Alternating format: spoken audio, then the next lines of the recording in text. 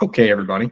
Sorry, waiting on that recording to start there, but we'll go ahead and get started. We kind of have a lot to cover this evening, so thought we'd go ahead and get it kicked off. I'm David York. I am the Central Kentucky Employer Coordinator, and I also do a lot of remote stuff. If you're interested in remote roles or advice on how to apply to them, hit me up. I'm always willing to talk to you, and if I don't know the answer, I can help you find the person who is. Yeah, so before we get to tonight's speaker, just a couple real fast announcements. We do have some other guest speakers that are coming up in the next couple weeks. So on September the 16th, we have Mark Mastroianni. I almost mess his name up every single time, but he is doing an intro to Scrum and Agile. Should be pretty interesting. We have a Code Kentucky online meetup on September the 23rd with Jared Mueller and Amanda Gearhart, our very own. And then after that, we have a presentation by Charles Kaiser on how people hack into networks and what black hat hacking is. And that one's a live demo, so that'll be pretty interesting. Those are all pretty good. Pretty excited about all of them. As always, careers team's working to come up with more interesting things for you all to come to. So if you want to do something, if you want to have a certain topic covered or anything like that, let us know and we'll try and find somebody to present on it. And if we can't, we may just present on it ourselves and do the best we can. As for modular folks, if you are attending this as part of a career readiness requirement, make sure to fill out the form in your Google Classroom. We want you to get credit for the tech event. If you are watching this after the fact, if you're watching the recording, sorry, recording doesn't really do it. You will have to watch live, but make sure to fill out that form. We want you to get credit. In general, just reminders, if you don't mind to keep yourself muted throughout the presentation while asked for questions, I'd appreciate it. If you do have questions, there's a very handy Q&A function under activities. It's the triangle, square, and circle stack in the bottom right hand of your corner. It's bottom right hand for me. I'm on a Mac. If you click that, you can go to Q&A and ask your questions, and that makes it way easier for us to keep track of what you're asking and make sure we don't miss anything. Anyway, tonight we are joined by our very own Nikki Stephenson, the leader of the Empower Up program and data analyst extraordinaire, along with Jade Brown and Joe Carabidi, but you'll hear more about them in a minute. So I'll go ahead and turn it over to Nikki. Well, thank you, David. Hello, everyone. Thank you very much, so very much for being here to have this discussion on such a wonderful and important topic when it comes to data analytics. So I just want to introduce myself before we get started. My name is Nikki Stephenson. I am the program, the Empower Up program manager for Code U. Which Empower Up was a program. It was a data analytics program with Power BI, and it targets marginalized communities in the data ecosystem, specifically Black and Brown communities. We teach analytics not only through the corporate lens, but we strongly focus on social impact community data. So this is why we partner with local nonprofit grassroots organizations who often don't have the funding to get their data analyzed. And it gives our students the opportunity not only to learn, but to serve and give back. So the students that are analyzing real world data to add to their portfolio as a start to pursue their career in data analytics have, the expertise in that field alongside of learning to get into the corporate arena. So that program, unfortunately, has been discontinued through Code U. We thought we would be able to have this as a long-term program. However, the funding for the adult education programs was cut from the city, and the money was not available for us to continue the program. But since this is my last week with Code U, I do want to have this conversation, this discussion about the different uses of data, just as students, for you to pursue that on your own, to give you an understanding of the value that goes along with when you're choosing to do education programs. Please make sure you're choosing a diverse lens on how you can be a most well-rounded data analyst. So I am going to go ahead and share my screen. Actually, before I share my screen, because they're already on screen right now, you will be hearing from Empower Up facilitator and mentor Jade Brown. Wave to the class, Jade. Yes, hey girl, hey. And then our Empower Up grad, Miss Jakara Beatty, will be presenting her project for you all to see kind of what Empower Up did, and it reinforces what you all will learn tonight. So I will go ahead and start sharing my screen. Let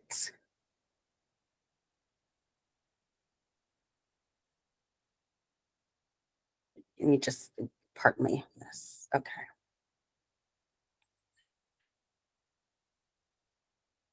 I am one of those people that did the dead air. You're just like, come on, just get to the place already. Okay. Can everybody see my screen? No, we cannot. Okay. Fantastic. That's awesome. That's awesome. Thumbs down. I think we can see my screen now. Yes? Yes. Yeah. Awesome. Well, everyone, welcome to the Stories We Tell, Connecting Community Impact and Corporate Data. Again, I'm Nikki Stephenson. I was the Empower Program Manager.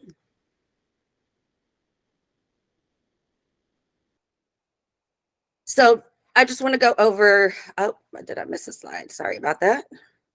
I just want to do a little bit of workshop reminders as other people's come in. Just make sure your microphone is muted. Cameras are optional, but feel free to show your lovely faces. We always love that.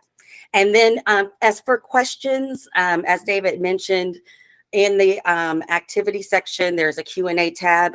Because I will be facilitating this presentation, I won't be able to see them in the chat. So it's the best way if you want to just be reminded of your question. I know I forget my questions all the time. So, and then tonight, we have our agenda for the evening. What we're going to talk about is why data is more than just numbers.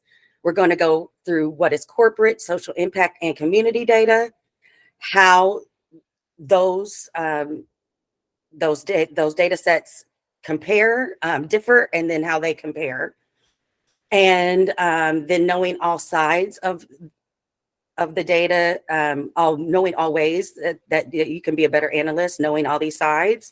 And then you're going to meet Jade Brown, who is a data analyst. She will be sharing some her experience working in corporate and social impact data. And then, as I said, you're going to meet Jakara, who will be showing her presentation. And then we'll have time for questions. So just wanted to see who you're going to be talking to. Again, Jade Brown, Empower Up. And as a matter of fact, right now, you've met me. Jade, I want you to say a little something about yourself and what you do. Okay. Hey, y'all. I'm Jade. And I was a facilitator for Empower Up. I actually taught some classes before Empower Up with Nikki as well at the Microsoft Future of Work initiative. And I'll talk about that a little bit more in my part of the presentation. But yeah, right now, I work as a data analyst for Humana. I work twofold in two different departments. One is with our supplier diversity department. So trying to determine where as a company we can spend more money with diverse suppliers. And then I also work with our DEI goals workforce department, where I analyze data to see how we can incorporate more DEI in our workforce. So the people that work at Humana. And I'm happy to be here. And you're going to learn so much more. She's a wealth of knowledge, and I could not have done any of this program without her by my side, being my security blanket. So she's awesome. And then next we have Jakara Beatty, who is an Empower Up graduate, and she's a future data analyst. And Jakara, if you want to just say a little word about what you're doing now, and since you've been, and what brought you to the class, honestly. Yeah, so hey everyone, my name is Jakara Baby. I was fortunate enough to be a part of Empower Up this past spring. And basically being a part of that class was just it was the universe really how it came about, because I remember me and Jay was just talking about what I wanted to do in the future one day, and I told her that I was into data analytics and I had been researching data analytics, and she was like, "Oh, we have a class. Like, you should come and join." So I think it was definitely the universe that brought me to this class, and I'm forever grateful to be a part of something like this. And yeah, I'm excited to show you guys what I worked really, really hard on later. And nice to meet you all. Great. Thank you guys. And Jakara has been so outstanding, so wonderful to work with, and so helpful and inspiring in the class.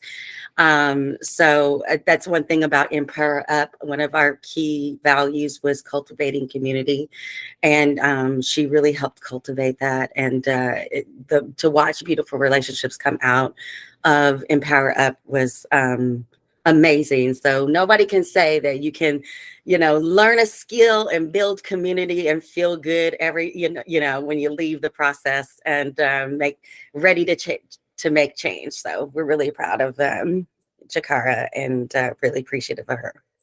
So now we're going to get into the meat of our discussion. Data. Data is more than just numbers. Data isn't just numbers. It's the backbone of the stories that drive decisions in corporate and community settings. Data it represents real world phenomena, behaviors, and trends. So when we analyze data, we're not just looking at figures. We're uncovering insights and that tell stories, that drives decisions, reveals patterns that can influence everything from business strategies to social change. Data helps us understand complex issues, predict future outcomes, and communicate compelling narratives that resonate with diverse audiences. So in essence, data is the bridge between raw information and meaningful understanding, and enabling us to make informed decisions that create impact.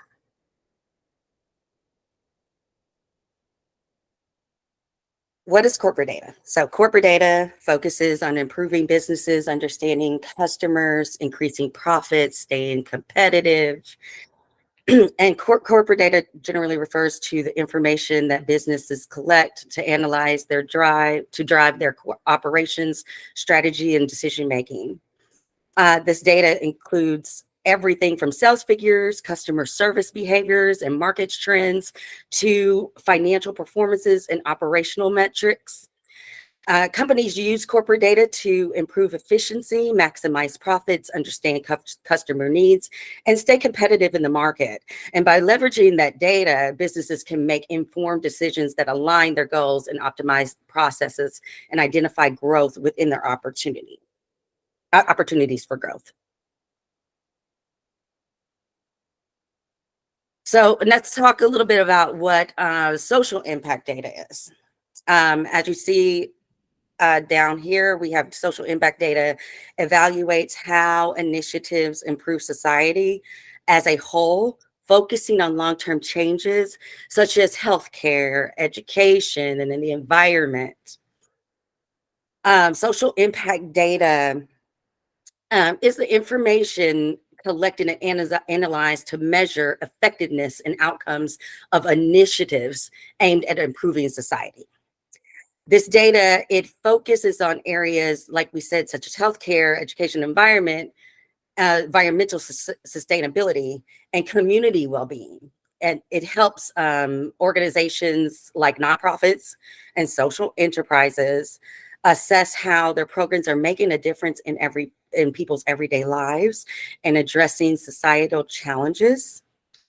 So by analyzing social impact data, these organizations can demonstrate their value, refine their strategy, and ensure their efforts of creating positive change and lasting change in the communities that they serve. So at this point, we've talked about corporate data, we talked about social impact data. What is there left? Oh, community data. And a lot of times people think social impact data and community data are the same thing, but they do carry very much similarities, but they do carry many differences. So let's go ahead and get into what is community grassroots data. Community data provides detailed insights into specific communities that's helping tailor programs to meet the local needs of that community. So community or grassroots organizations refer to the detailed localized information gathered from specific communities or groups at a grassroots level. This data provides insights into the needs, behaviors, and experiences of people with a particular area, such as a neighborhood, a town, a group of marginalized people. This is something what Empower Up wanted to do, was make spaces for marginalized communities that have been kept out of the data ecosystem, to provide them spaces where they can learn at a pace that is attainable, is approachable, and create that sense of belonging.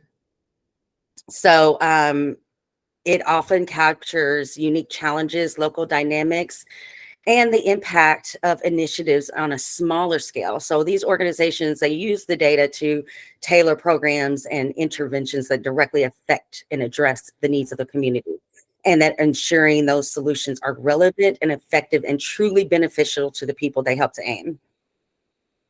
And just a comment about this too, Nikki, with community and grassroots data, really, when you think about kind of the spectrum of data, corporate is over here, community grassroots data is on the total opposite end.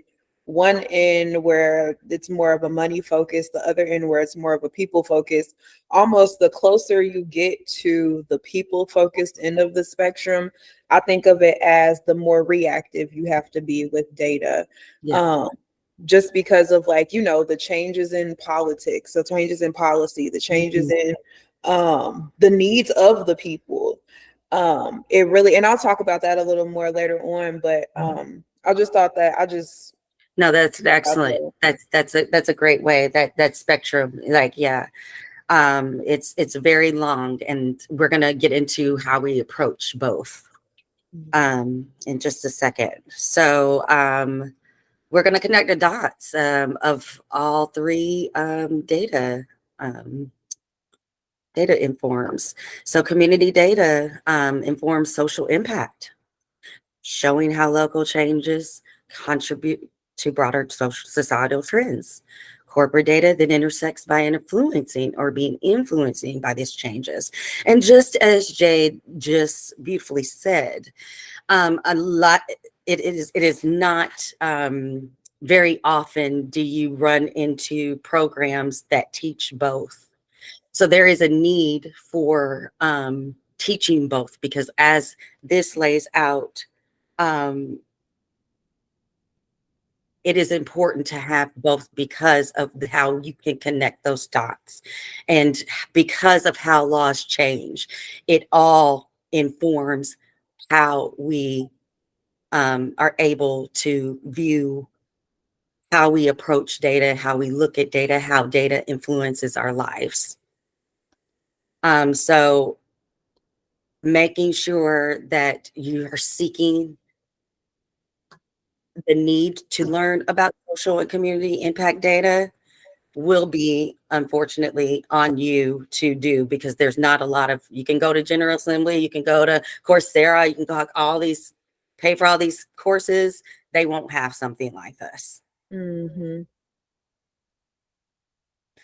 So let's talk about how to approach community data and corporate data. So as a data analyst approaches community data and corporate data with different roles and mindsets due to the distinct needs of the people versus the needs of the business. So in a corporate setting, the analyst is typically hired as an expert. The business relies on the analyst technical skills and expertise to drive the decisions that optimize operations, increase profits, enhance competitiveness. The analyst also leads the analysis, interpreting the data to provide strategic insights that meet the company's objectives. So here they focus more on delivering measurable business outcomes and leveraging data to stay ahead of the market. Now, with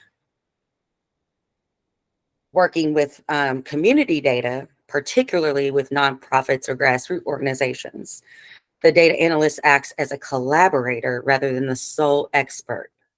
I'm going to say that again. The data analyst acts as a collaborator rather than the sole expert. These organizations are the true experts. The leaders of these organizations are the experts. They know their communities. They understand the local challenges and the needs and the dynamics. Your role as an analyst is to support these organizations by providing data-driven insights that enhance their efforts. The focus is on helping these groups articulate their impact, identify areas for improvement, and make informed decisions that align with their mission to serve the community. So the analyst must listen, be a really good active listener, learn, and adapt to their methods to fit the context, ensuring that the data supports the organization's goals and respects the community's voice. In essence, but before I move on, I think that it is highly important to really take note of that when you are, I like to look at it, and how I ran Empower Up is, not only are you here to be an analyst for this organization that you're organizing their data, but you're here to serve. You're in service to them. So yes, in corporate, you are there as the expert. And you can, that is the role, but in community and social impact data, the organizations are the expert. And it's very important to remember that. So while community data analysis is, empowering those who are closest on the issue, the corporate data analysis is where you're in the driver's seat, using your expertise to influence business decisions and outcomes. This is why it's so important to learn both, which is just going to enhance your overall knowledge of the space.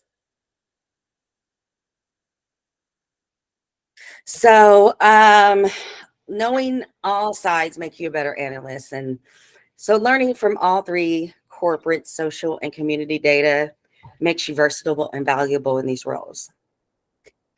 So as you're on your learning journey, don't limit yourself to just one type of data role. Exploring community, social impact, corporate data analysis makes you more adaptable, a well-rounded analyst. Working with nonprofits and grassroots groups helps you develop an ability to listen and support, tailoring your insights to meet real community needs, making a true difference in people's lives. Social impact works to teach you to focus on long-term change and that sees the bigger picture. So in corporate settings, you'll sharpen your skills using the data to drive your business decisions, business success. The value and the uniqueness of being an analyst with all these experiences, all in these areas, is your flexibility and breadth of knowledge. You'll be equipped to tackle diverse challenges and make meaningful impact across the fields, giving you a distinct edge in your career. So please keep exploring, and each in expertise and adds valuable layer to your career. So now I'm going to start sharing. It's time to meet Jade Brown again and Jakara Beatty, and we will start that process. Give me just a second. Thank you for the thumbs up, y'all. All righty, you ready for me? Oh, Yes, hey, Brittany. ma'am. Welcome, Jay. Hey, y'all. See, it's Hey. familiar faces. Is that right? Hey, That's the hey. Give Power up in the house. Okay. Hey. Okay. Let's get for Look, real. if you think it was bad now, y'all need to be in the class. Okay, hey y'all. I hope everyone's doing great. Now, if anybody has a question, just shout it out. I can't see anything on the screen. I like interaction. So yeah, like I had said before, I'm Jade and I currently work for Humana. I'm gonna talk a little bit about, let me get my timer out. Okay. I'm gonna talk a little bit about my job, my journey through all my jobs, and then I'm gonna talk about what I have found as the difference between corporate versus nonprofit data analytics. There definitely is a difference when working with the two. So yeah, any initial questions before I get into the meat of what we're talking about today? Okie dokie. So, okay.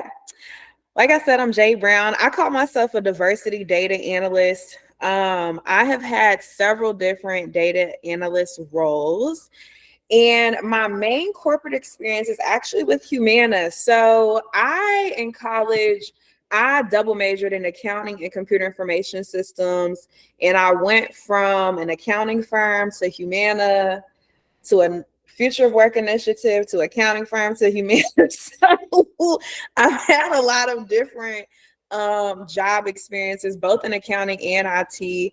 And I finally landed on data analytics as something that I actually really enjoy doing. So I started my data analytics journey in the associate technology experience department at Humana. And so some of the questions we were asking here are, well, so that department, our main goal was basically to test new technologies on our associates. So for example, if there's a new headset that came out, we would choose a select portion of our associates, the people that work at Humana, and we would have them test the technology out and then give us a survey on if they enjoyed the headphones or not.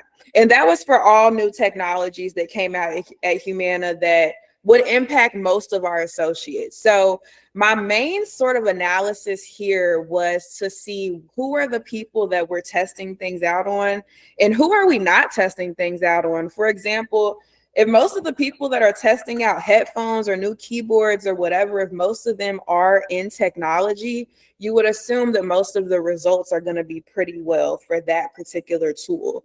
Versus maybe if we were to test things out on people that aren't in technology or people that use these technologies in different ways, you would get a more broad set of survey responses. So that's kind of like one thing. This is really more so about how people like a particular tool or not. But this next example of part of what I currently do right now is closer to corporate data analytics with supplier diversity. So Humana has a whole department dedicated to us spending money with diverse suppliers.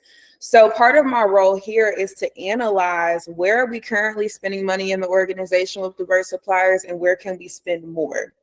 And this is actually a lot more robust than it sounds. There's Power BI dashboards, there's things in Oracle, things in a system called Coupa. It's all these different data sources that I'm getting information from to then come to these conclusions. And then so I currently work in both the supplier diversity and the DEI workforce team. And on the DEI workforce team, this is really actually closer to nonprofit data analytics. So that's something to consider as well. You can use a nonprofit sort of data analysis mindset in corporate America and vice versa. So with this, a lot of my work revolves around me analyzing how diverse is our workforce. So this can be different things like, does our top reflect our bottom? When we look at the number of BIPOC people that sit at the bottom of the organization in like call center roles, assistant type roles, does that reflect the same proportion of BIPOC people who sit at the top positions in those C-suite roles or director roles or lead roles? And there's also a lot more detail that goes into that, but that's just kind of an initial overview of what that role entails. So yeah, I just kind of wanted to talk through some of the things, like some of the questions that I'm actually answering as a data analyst in corporate America. Does anybody have any questions about that? And again, I can't see the screen, so if you do, you'll have to come off of mute. What kind of record sizes or data sizes are you seeing? Like how many thousands or millions or whatever records do you work with? Is that Brian? It is. Okay, I just didn't know if I recognized your voice or not. But yeah, so it depends. So like this associate technology experience, that might have been a couple thousand. Supplier diversity is probably like 100,000 because it's coming over in invoices. It's coming over across different suppliers, across different like accounting streams. But what I'm doing with all of this and then our workforce data, each line is an associate. At Humana, we have about 60,000 associates. So the thing about it is with all of this data, putting it in Power BI, which I use Power BI for every one of these, it makes it a lot easier to actually analyze and clean.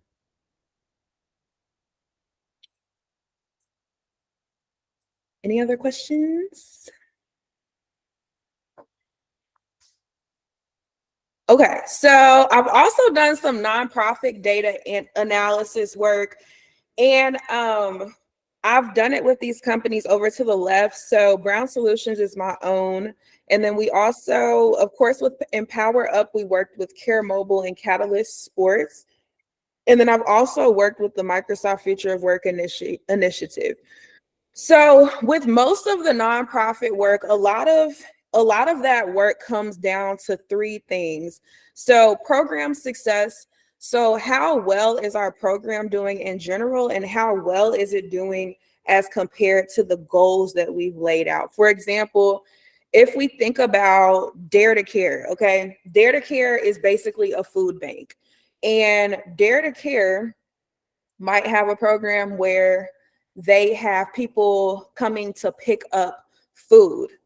But if they analyze the data of their customers and realize most of their customers actually don't have cars, there's a gap between the impact they're trying to make and the impact that they think they're making. If that makes sense. Hopefully that makes sense. And then also there's grant preparation. So a lot of nonprofits, which is very similar to what we did in Empower Up with Care Mobile and Catalyst Sports, they had data that we were able to analyze for other purposes, but also to give them like a one-pager view of this is the number of people that they were impacting. These are the number of people in different demographics that they impacted and things like that. Those sort of like statistics that they might want to share with people that they're trying to get grants from. And then there's also data strategy optimization. So, and this is a pretty long way of basically just saying preparing a company's data strategy so that they can better show their results. So when we think about going from this is the survey, we use the survey to analyze the data, and then we analyze the data and publish it in a report. That whole timeline of events is your data strategy. So how do we optimize each piece in order to make sure that you're reaching your end goals? Any questions about that? I have a question. Yes. How do you communicate the more complex data to the non-technical side of who you're reporting to? Yes, that is a great question. So something to keep in mind is that the end result is the data story. So when you think about like a final report or a final PowerPoint, that's just in like layman's terms. Actually communicating how you came to those findings is probably not something that someone that is not technical is going to be interested in. It's more so about the end result. Yeah, I just want to pop in on that. It's more about the impact when it comes to Mhm. social and community data as opposed to the technical, how you got there.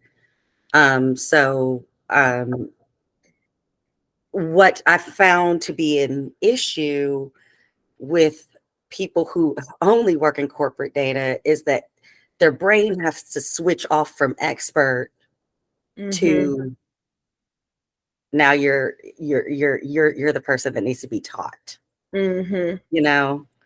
And a lot of times the ego can get in the way. But this is why it's important to work with that so you can have that flexibility and be Mhm. able to approach, because a lot what I didn't really get a chance to get into is that working with mostly community grassroots organizations, you have to develop trust, because those numbers are really people, Mhm. and they're in people in need.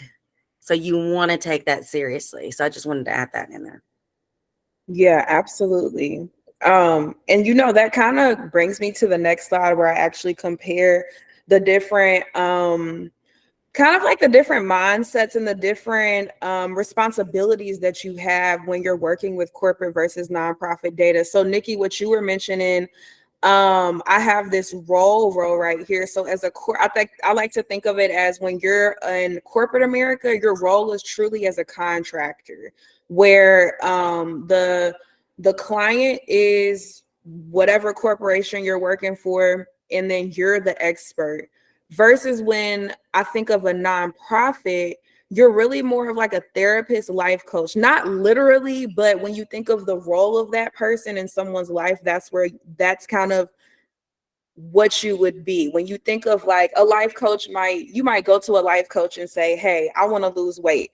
Your life coach is going to be like, well, how do you think you should lose weight? What are the things in your life that might be preventing you from losing weight? That's your role. And then of course you use data to actually like answer those questions and things like that. And then, but in both roles though, you are the data expert. That is the one thing that you definitely are. You're the expert of data, while you'll let the more corporate role, you'll lean into that a little more. And then the nonprofit role, like Nikki said, you have to be willing to learn about the nonprofit and what it is, what communities they're serving. And then, so Nikki already touched on this first point, like with corporate data, you're probably going to be working with money related data. With nonprofit, you're going to be working with people related data. And then another difference to think about too is that when you're working in a corporate environment, there's probably going to be a data team or a tech team that you're going to be working with, versus with nonprofit, you will probably be the data person. And the people you'll probably be working with are the people that have created those surveys, or the people that have had a pretty heavy influence on the direction of their programs or the design of their programs. And then another major difference too is just like the amount you'd get paid. So with corporate, you'd obviously get paid more than nonprofit. And so with corporate, a lot of the times it's more of a long-term contract. When I say long-term, I mean like 6 months to a year, versus nonprofit. It'll probably be a short-term, one-time type of thing with data, because a lot of the time they just need to get jump-started with something. And then there are differences, but there are also a lot of similarities. So when you think about you being the data expert, you're the data expert with both. When it comes to the final product, you could have a PowerPoint, a PDF, impact report, all of those different things, depending on what the need is for both, might be your final document that you send over, your final version of the data story. And then also we had talked a little bit earlier about your data analysis being either proactive or reactive. So that could really relate to both corporate and nonprofit. Corporate data, you could be thinking of it from a reactive standpoint if it's something where they want to see how something was in the past. Versus when you think of proactive, that's more so let's predict what's going to happen in the future. And again, that can kind of occur with both.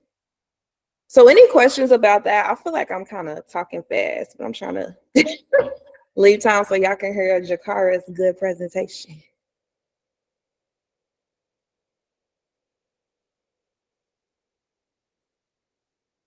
Okay, well, if there's no questions, then that's pretty much everything. I think the point being is just to be aware of even when if you're actually analyzing corporate or nonprofit data, but even as you're just looking at like final versions of these different things, keeping in mind the mindset of the author of the analysis. And yeah, feel free to add me on LinkedIn, or if you have any questions later on, hit me up on there. You can send me an email. And yeah, I think that's pretty much it. So I will pass it on to Jakara. Well, before we get to Jakara, I just want to add one thing to kind of keep aware of that kind of triggered me from your conversation is also, working with social impact and community data helps you learn how to reach communities that don't come from data. And I think that that's so important to be able to know it so well that you can communicate it to those who don't know it at all. Mm-hmm. So, that's keeping that in mind again through your education journey, that is going to be key in making sure that you have a vast amount of options. It just opens up so many more options. So now I want to give this over. I'll be sharing my screen. Jakara, before I share my screen, if you'd like to take a little time and maybe talk about Catalyst and what your decisions, while I pull up your report and all that good stuff. So For sure. Can everybody hear me okay? How's everybody doing? it's a little low. Can you talk a little louder? Y'all can hear me now? Y'all can hear you now. Can you hear me now, Verizon? Thank you. Okay. So again, my name is Jakara Beatty, and we had the opportunity to work with a few different nonprofit organizations, as they mentioned earlier, such as Care Mobile and Catalyst Sports. Catalyst Sports is the organization that I will be presenting my project to you today. That's the work that I did for them. And a little bit about that company is So what they do is they provide like outdoor sports for people with physical disabilities, stuff that I personally would probably never do, such as like kayaking, rock climbing, things like that. So people that would normally not even think of having the chance to do these things, these amazing things, they provide the time, the means, and the help to do so, which was really cool to me. And this project just really kind of opened my eyes to a different section of marginalized people in the world, or even just our region, really, and just kind of focus on them and just really educated me about um, what they're doing and what we could be doing in order to help them. And this was just an amazing experience for me, honestly, to kind of further educate myself about this community, because I have a big sister with special needs, and this is something that I've actually introduced to her. So without this program, I would have never known about Catalyst Sports. So it kind of touched my heart. It hit different for me. Let's just say that. And make you cry. No crack, no crack. All right. So this So first. Jakara, since I have it on shared for your screen, it's coming up because I can't see. Okay. Is everything coming up for you correctly? Yeah, it looks good. Okay, and just let me know where you want me to click. Okay. So, like I mentioned earlier, Catalyst Sports provides these activities to people with physical disabilities, such as cycling, hiking, indoor climbing, kayaking, mountain biking, and outdoor climbing. Um, so as you can see on the map that I have presented here, it's mainly in one region, the Southeast region, which is the region that we live in, or that I live in. I don't know where y'all at, but um yeah, so it's mainly in this region. And I asked the programmer why it's just in this region. Do they plan on expanding more? And she gave me a really good reason. The Southeast region is not really don't really have any programs like this that are focused on people with physical disabilities. And I kind of did a little bit more research on that. And according to the CDC, which was really interesting to me, um, a little bit over 30% of people in the Southeast region have some sort of disability. Again, and that's in the Southeast region. Southeast region alone. So to find that out and to not have the representation or the organizations to support that was very interesting to me. So that alone just kind of attached me to Catalyst Sports and made me applaud them for the work that they're doing.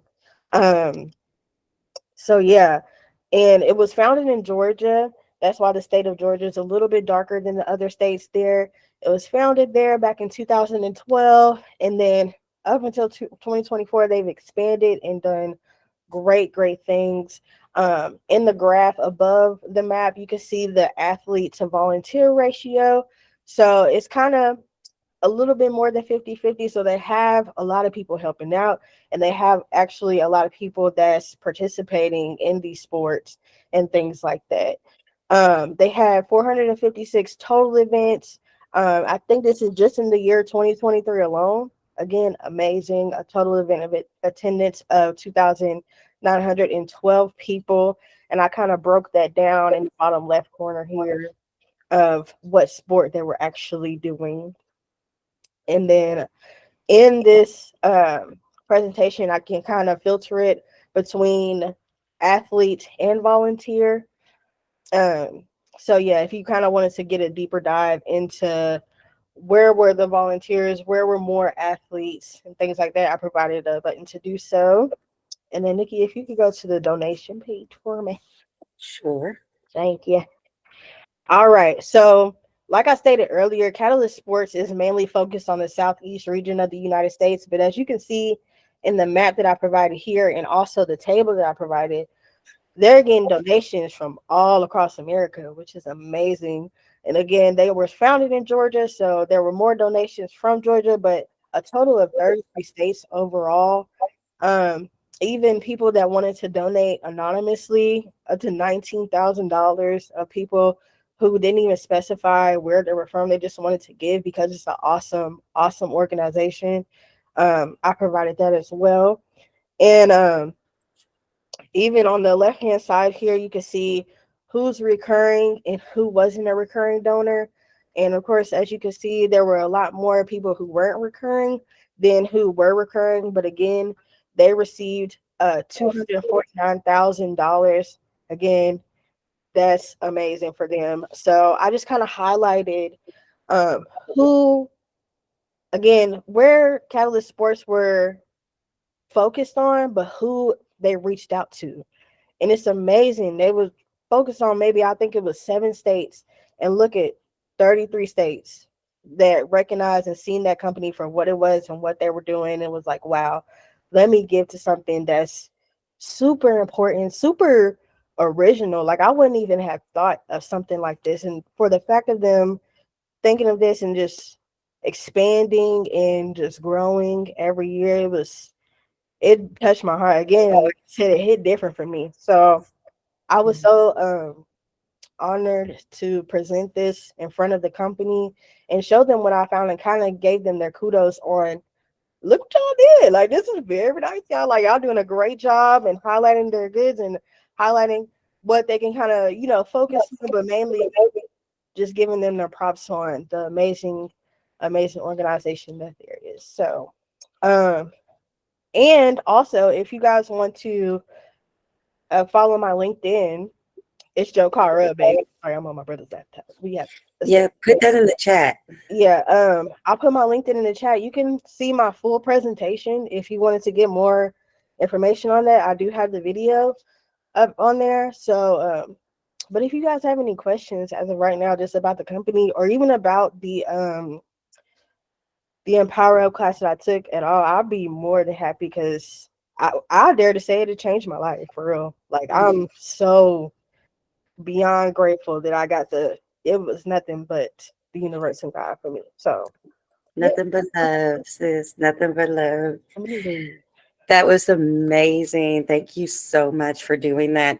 I didn't mean to close out the dashboard. Did anybody have any questions on the dashboard that you wanted to see that I could pull up again? I'll be happy to share my screen if that's the case.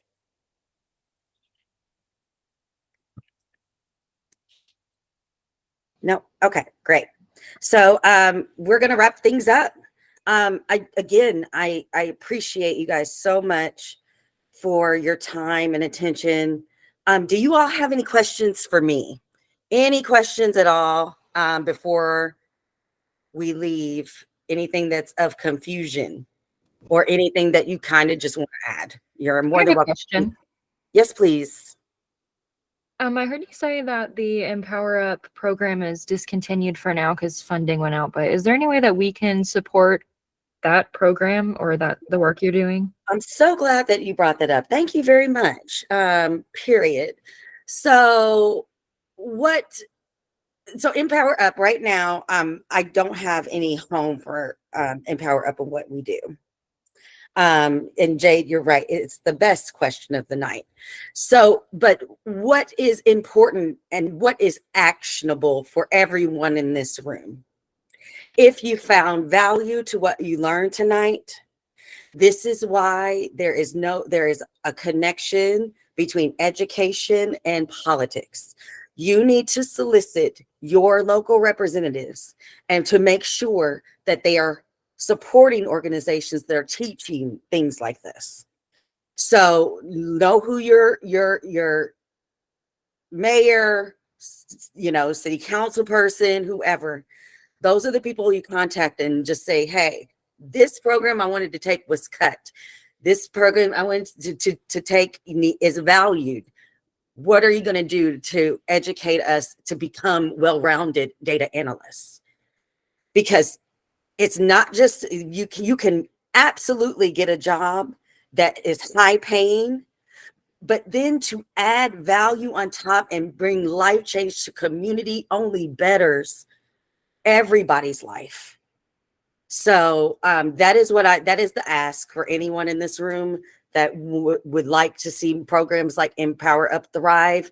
Make sure companies who have these programs stay absolutely funded.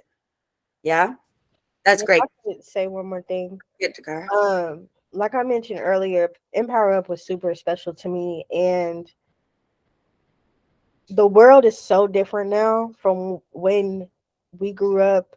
And I'm only 26, and the workforce is so different. Getting a job is so different, and you almost have to learn new things in adulthood. I never went to school for data analytics when I went to college. I didn't even know that was a thing. But with the world today and how technology is not going anywhere, it's only developing. Courses like these, a free course like this is so important. Like, I'm on the track to doing something that will change my life. So, and will help me further my education, my career. So, like Nikki said, it's very important to kind of stand up and fight for programs like these, because you could change the next person's life. You can have your life changed. So, definitely go out and do what Nikki said.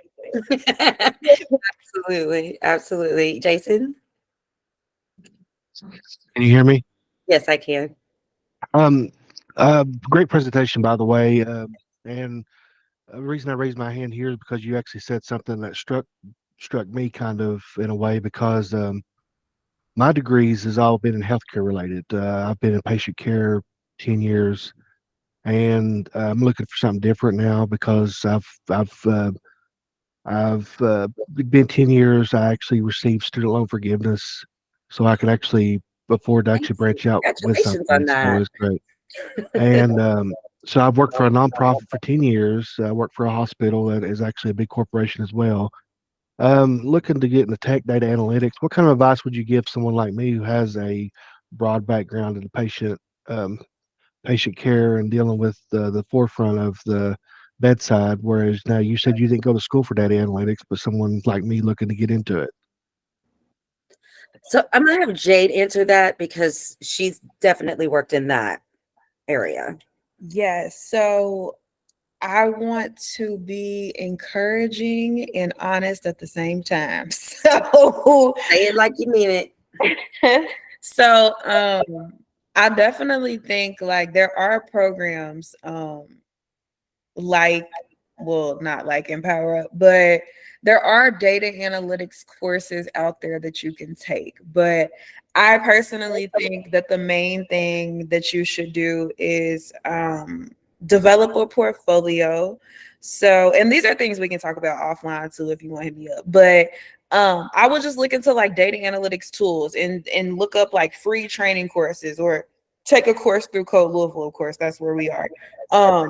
As well as like use Chat GPT to your advantage. Like ask Chat GPT the same question that you're asking me, and then just keep asking Chat GPT questions after that. And honestly, what I have found is that, like Jakara said, finding a job nowadays is completely different than it was back then. So, one tip that I tell people when looking for jobs is copy the job description, put it in Chat GPT, tell Chat GPT to update your resume based off of that job description. That's one thing. Another thing, you have to network. Like, I literally don't know too many people that have been looking for data analytics jobs that have found one by just applying randomly online. So you have to get out and network. Especially since I feel like a lot of the time these days, the job market is so saturated with people that have degrees, whether that be a bachelor's or a master's, whatever. I think that's why it's so hard to find a job nowadays. So yeah, I think those are my main like tidbits.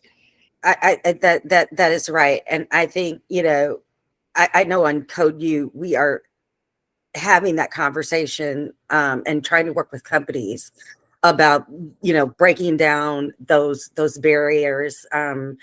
In my case, I'm gonna just be blunt and stop lying and saying that you take certifications when you don't. Mm-hmm. Just stop.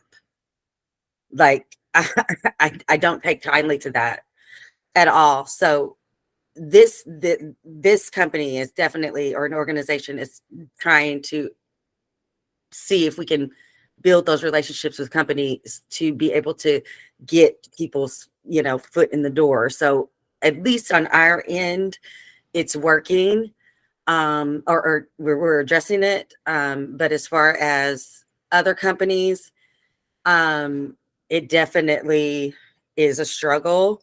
I definitely encourage people who are new to data analysts, to data analytics, to, if you have time, reach out to any grassroots organizations or community or social impact organizations to see if they can, need, on a volunteer basis, or, maybe directly contacting them just to get you the experience you need, while you're trying to make your way through a more high paying job. The skills need to still be, practiced. So it's just a good way to, make sure that you have not only a diverse portfolio, but, to keep working on your skills while you're pursuing your new career. Did that answer your question, Jason? I'm sorry. Yeah, more or less it did. But also I have, like, when I mentioned I'm in patient care, I've actually now been able to transition to the IT team. Now I'm actually a electronic medical records person that helps with the team managing the electronic healthcare record, which Okay. is the Meditech system here. So I was just making sure that I'm kind of moving into the right direction of maybe if Yeah, I don't get a job as data analytics, maybe add that skill set to be able to move up into the IT absolutely. world It there can where I'm at only, now. it can only, and upskilling is just as important, as transitioning into a new career. Absolutely. Absolutely. Yeah, Thank you and for your one more question. thing. Are there data analysts at your company that you work at? I think there's a few up in the systems where I'm at now, which I'm in actually the corporate world now, part of the IT. So I think they've just recently had a big IT meeting that they're rolling out AI.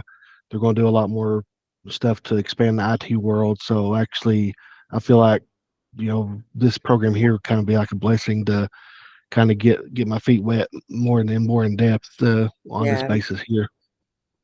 Yeah, absolutely. And then I was also gonna say, like, reach out to them. I'm exactly. the good one for putting a coffee chat on somebody's Absolutely. calendar. Absolutely. I think at this point, yeah, I would definitely take Jade up on that and reach out, letting them know that your interests, just to kind of talk to them about how they got into this and what kind of programs that they went through, and all that jazz. And that's a great first step to, getting in, because you want to be promoted from within, right?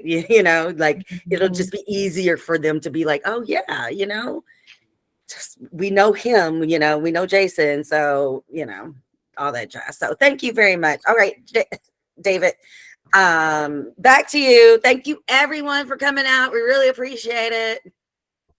Absolutely. Really appreciate everybody. Yeah, it was a great presentation. So thanks a lot. Really, really appreciate it. Power Up does great stuff. So thanks so much. And see you guys later. Bye, everyone. Have a good night.